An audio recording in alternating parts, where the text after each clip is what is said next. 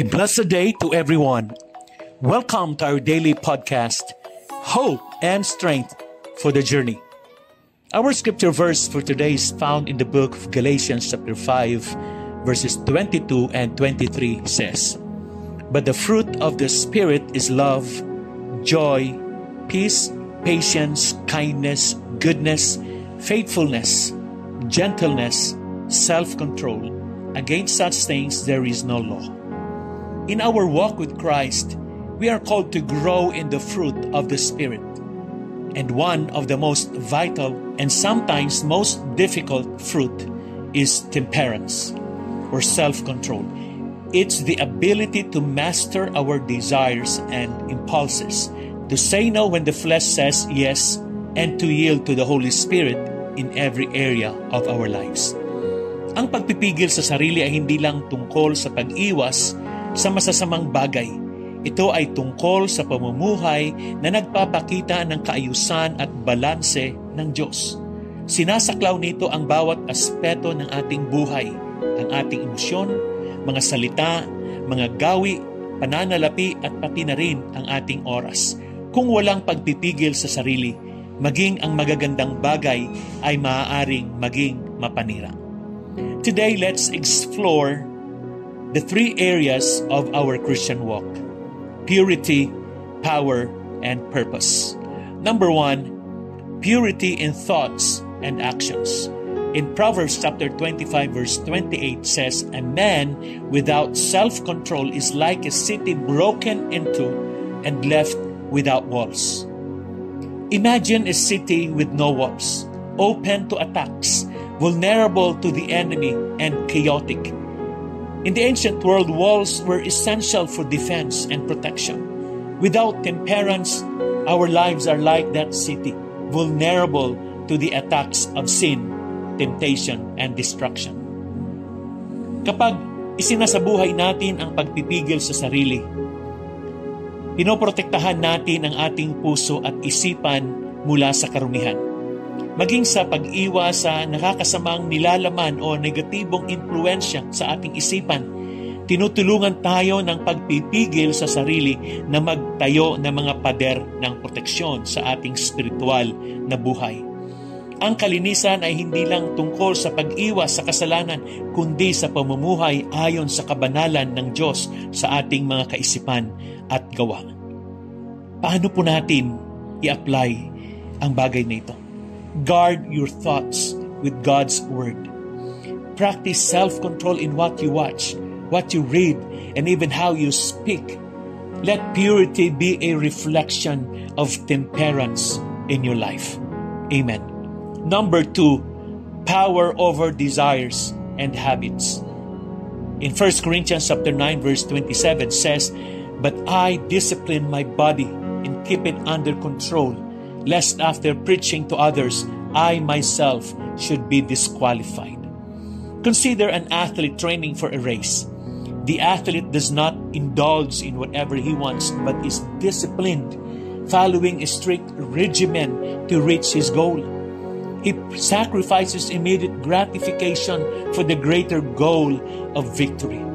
Tulad ng isang atleta, kailangan nating isabuhay ang pagpipigil sa sarili sa ating mga gawi. Maging ito man ay pagkain, libangan o iba pang kalayawan, ang mga pagnanasang walang kontrol ay maaaring maglayo sa atin mula sa pinakamainam na plano ng Diyos para sa ating buhay. Kapag namumuhay tayo ng may pagpipigil sa sarili, tinataglay natin ang kapangyarihang mapaglabanan ang makasalanang pagnanasa at mga bisyo. Ang tunay na kapangyarihan ay hindi matatagpuan sa pagsunod sa bawat bugso ng damdamin, kundi sa pagkakaroon ng kontrol sa mga ito. Amen. Paano po natin i-apply ang bagay na ito?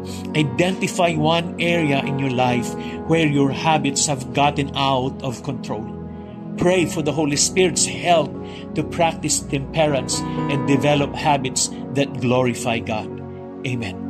And number 3, purpose in time and talents.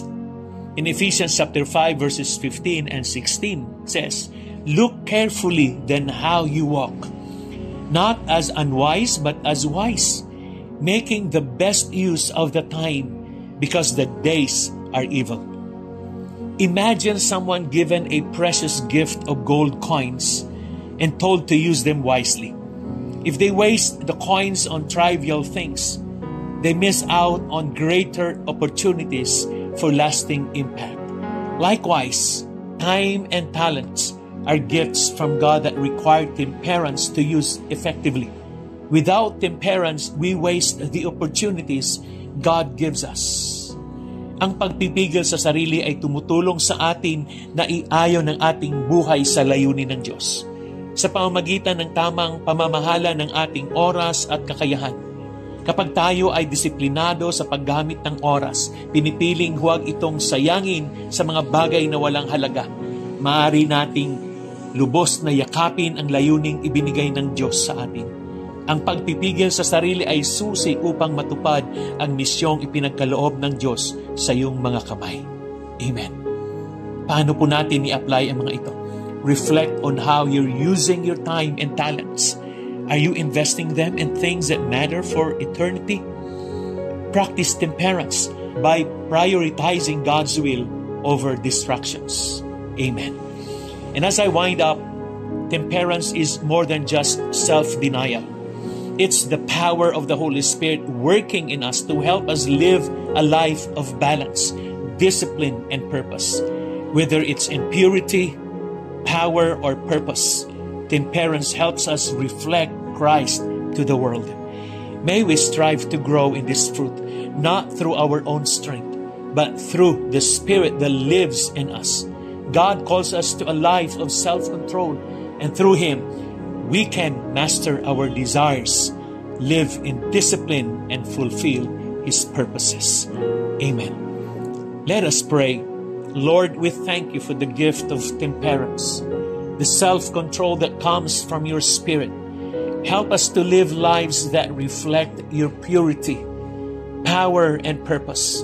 Guide us to make wise choices in our thoughts, actions, and habits, and lead us to fulfill the calling You have placed in our lives. In Jesus' name we pray. Amen and amen. Again, good day and have a wonderful day to everyone. God bless you and your family. See you again tomorrow.